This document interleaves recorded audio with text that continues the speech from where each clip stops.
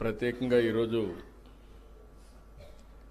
జిఎఫ్ఎస్టి తరపున director జిఎఫ్ఎస్టి SP టక్కర్ గారు, director Kutumbarao గారు, సిఇఓ సంజయ్ గుప్తా గారు, ఎగ్జిక్యూటివ్ వైస్ చైర్మన్ రామ్నాథ్ గారు, సహచార మంత్రివర్గ సభ్యులు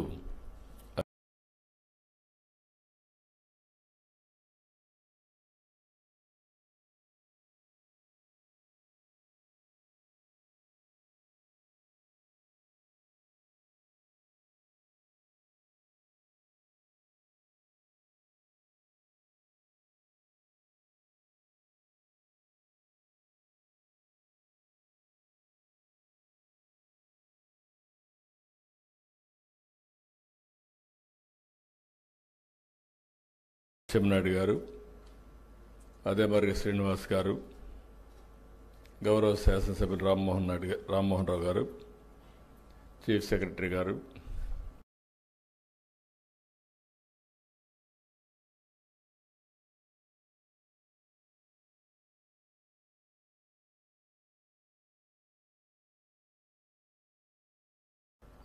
అదే మరిగా అగ్రికల్చర్ సెక్రటరీ రాజశేఖర్ గారు, ఈరోజు వివిధ రంగాలకు సంబంధించిన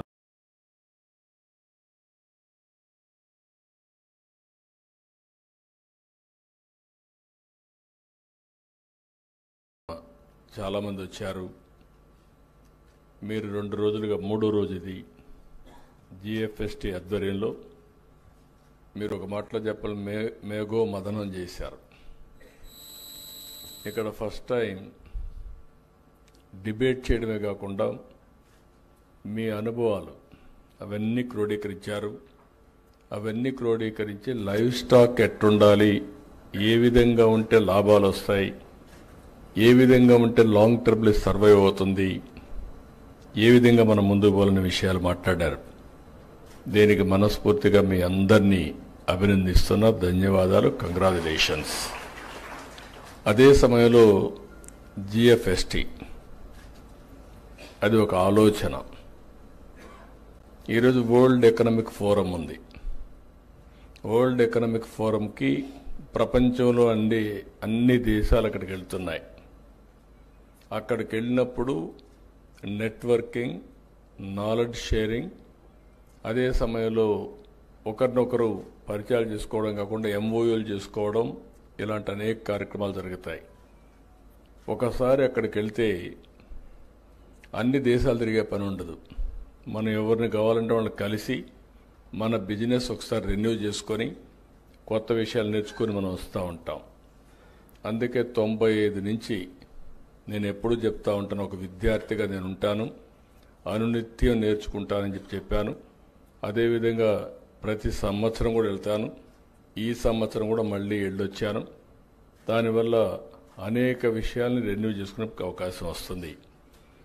అయితే ఇక్కడ జిఎఫ్ఎస్టి అనేది మీరు చూస్తే ఈరోజు ఈ పేరే global forum for sustainable transformation. ఇది ఏదో ఒక ఆంధ్రప్రదేశ్కి కన్ఫైన్డ్ కావడం కాదు. ఇది ఒక ప్రూఫ్ ఆఫ్ కాన్సెప్ట్గా ఉండాలి.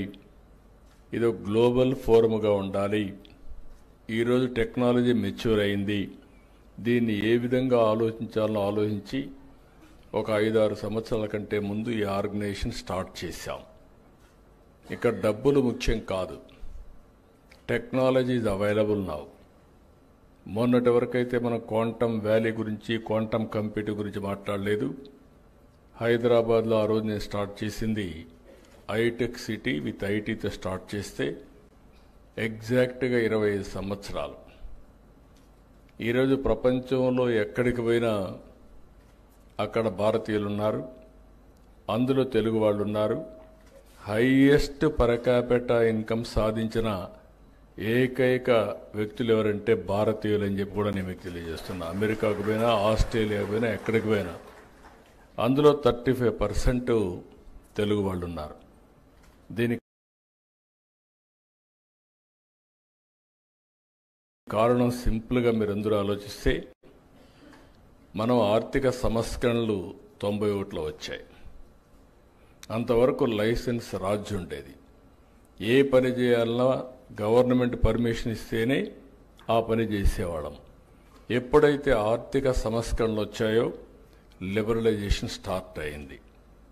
అదే సమయంలో మన దేశంలో ఐటీ అప్పుడప్పుడే ఎవాల్వ్ అవుతుంది. దాన్ని మనం అడ్వాంటేజ్గా తీసుకున్నాం. అంటే ప్రపంచంలోనే ఐటీ ఫస్ట్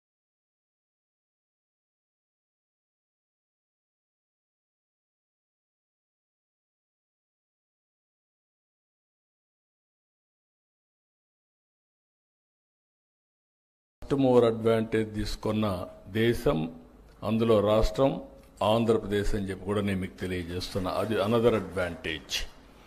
అక్కడి నుంచి మూడో అడ్వాంటేజ్ మీరు చూస్తే డెమోగ్రఫిక్ డివిడెంట్. ప్రపంచంలో యంగ్స్టర్స్ ఎక్కువ ఉండే దేశం భారతదేశం.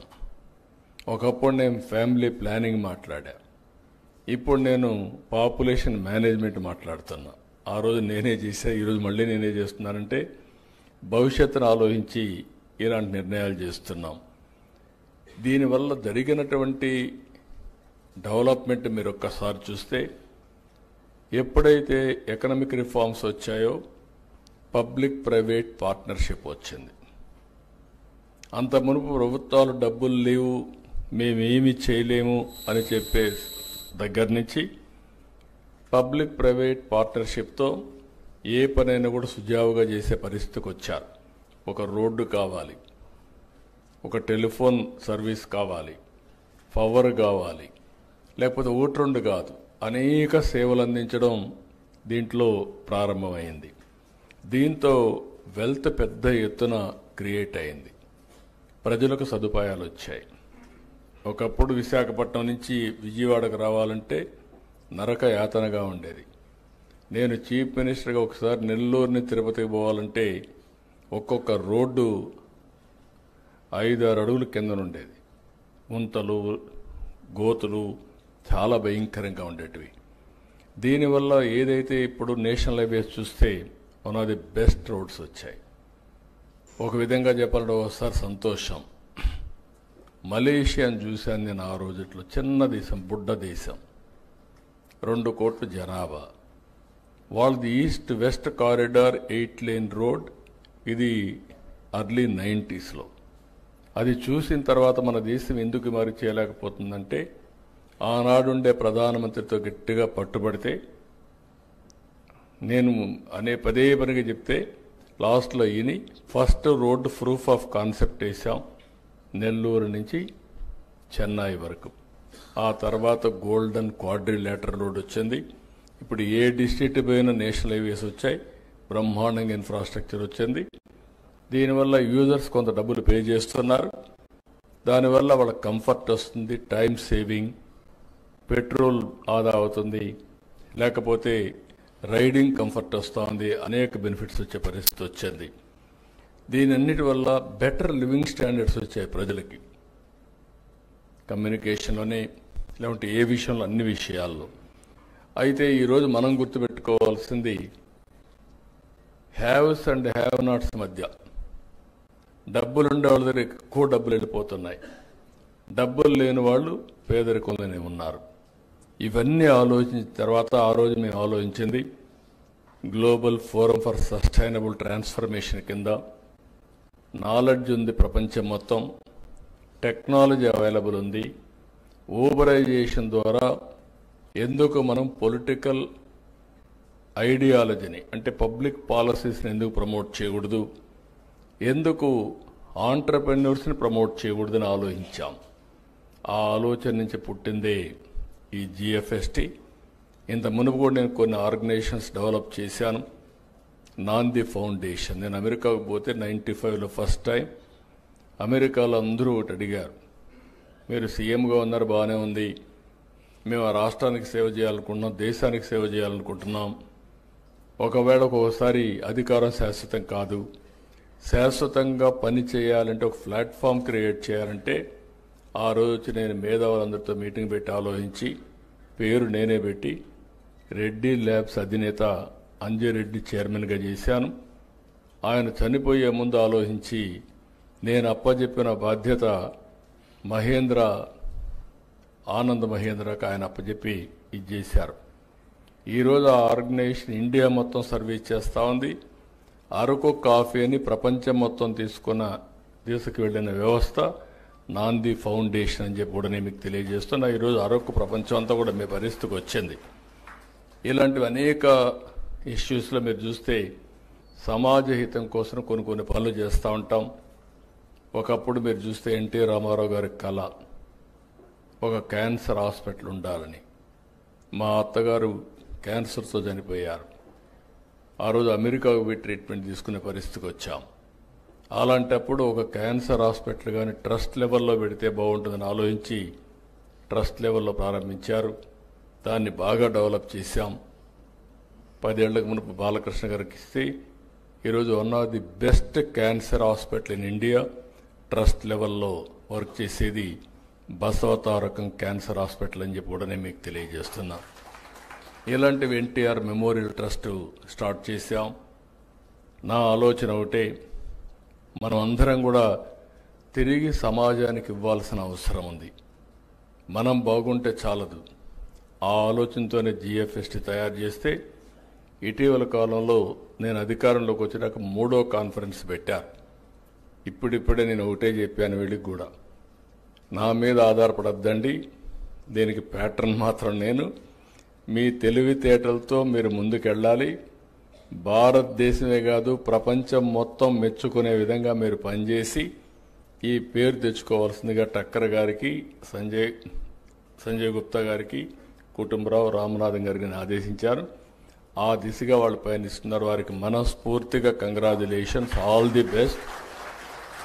బాగా చేస్తున్నారు. ఇప్పుడు కూడా చూస్తే మా పొలిటికల్ మీటింగ్లో హాఫ్ అన్ అవర్ అయితే లేసి వెళ్ళిపోతారు, కానీ ఇక్కడంతా stakeholders are very keen. మీరు 3 గంటల నుంచి చూస్తున్నా పోటీపడి పార్టిసిపేట్ చేస్తున్నారంటే it is a very good experience. ఈరోజు మనం పెట్టుకున్న కాన్ఫరెన్స్ మీరు చూస్తే లైవ్ స్టాక్. ఇందులో లైవ్ స్టాక్లో ఇప్పుడే చాలా క్లియర్గా టక్కర్ గారు వీళ్ళందరూ ఎక్స్ప్లెయిన్ చేశారు.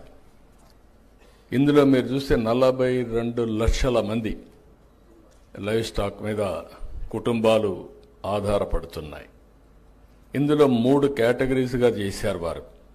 ఆ 3 కేటగిరీస్గా మీరు చూస్తే దగ్గర డిఫరెంట్ కేటగిరీస్ కింద వారు ఒక ఎక్సర్సైజ్ చేసి ఆ 3 కేటగిరీస్ని కూడా కొంత హోంవర్క్ చేసి ఫైనలైజ్ చేశారు. అందులో మీరు చూసినప్పుడు చాలా, అంటే నేను కూడా చూస్తే ఈరోజు 13.5% జిఎస్టిపి కాంట్రిబ్యూషన్ ఒక్క లైవ్ స్టాక్ మీద వస్తుంది.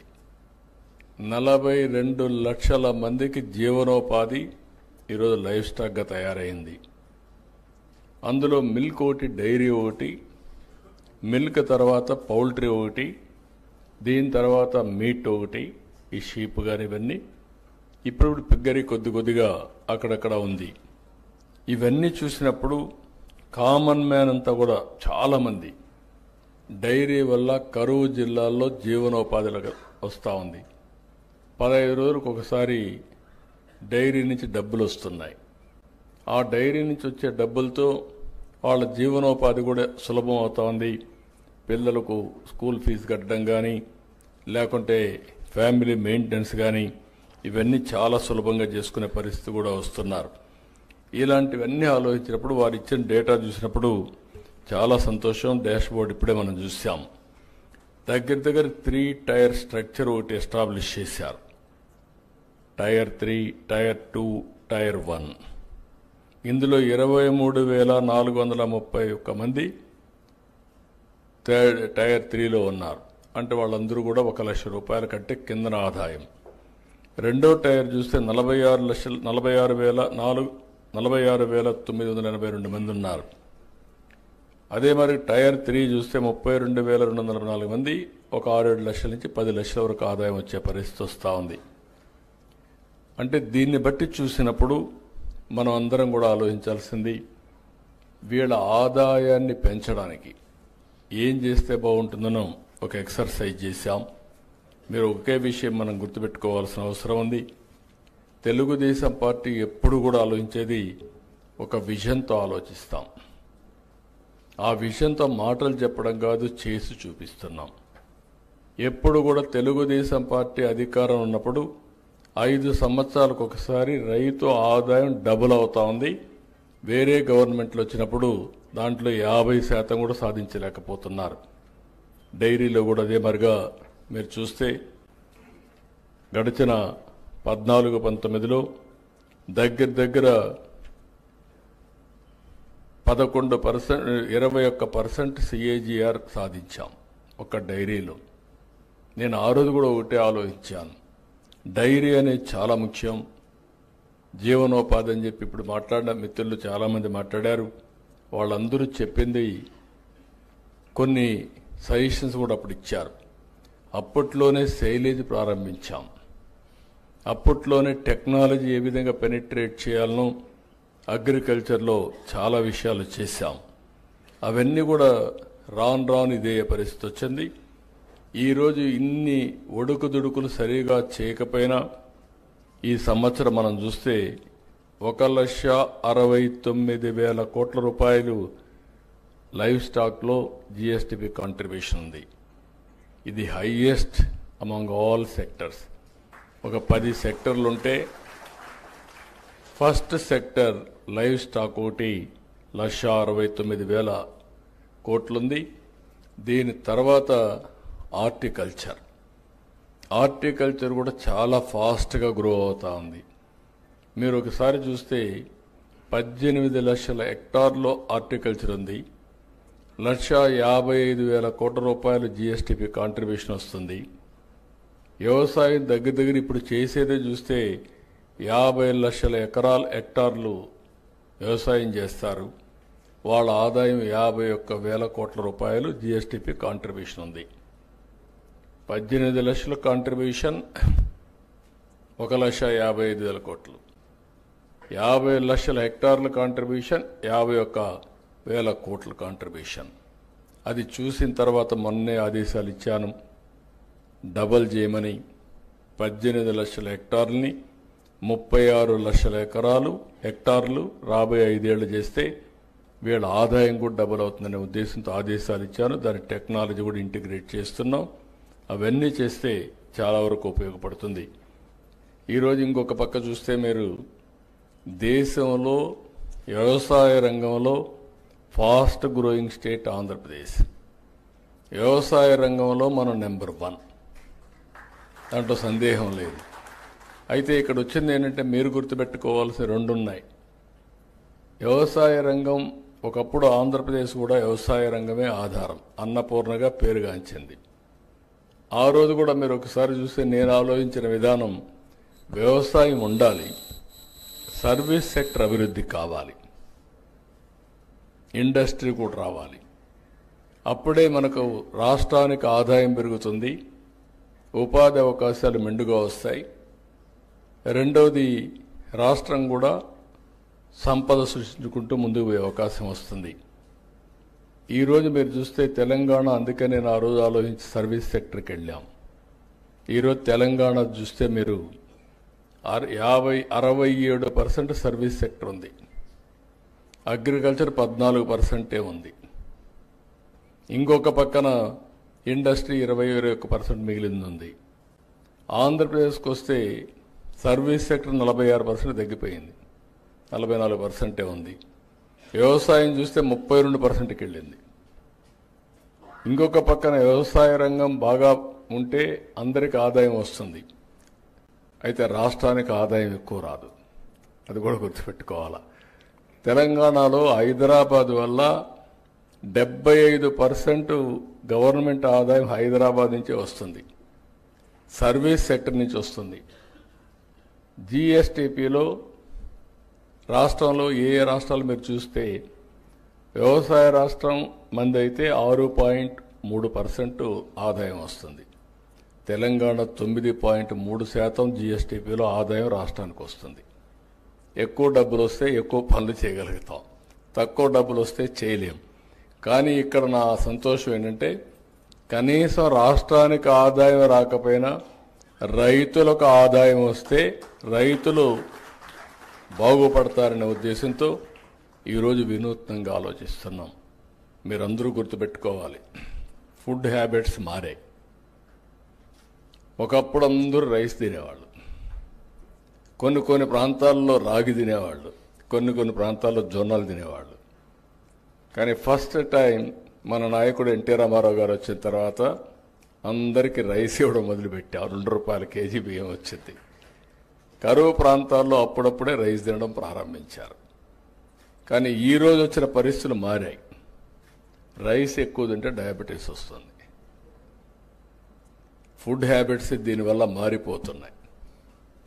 ఫుడ్ హ్యాబిట్స్ మీరందరూ కూడా గుర్తుపెట్టుకోవాల్సింది, మనిషి యొక్క ఆరోగ్యం మనం తినే తిండి పైన, మన అలవాట్ల పైన, లైఫ్ స్టైల్స్ పైన ఆధారపడుతుంది. అందుకే చాలా టెక్నాలజీస్ వచ్చాయి, అవన్నీ నేను మళ్ళీ మాట్లాడతాను.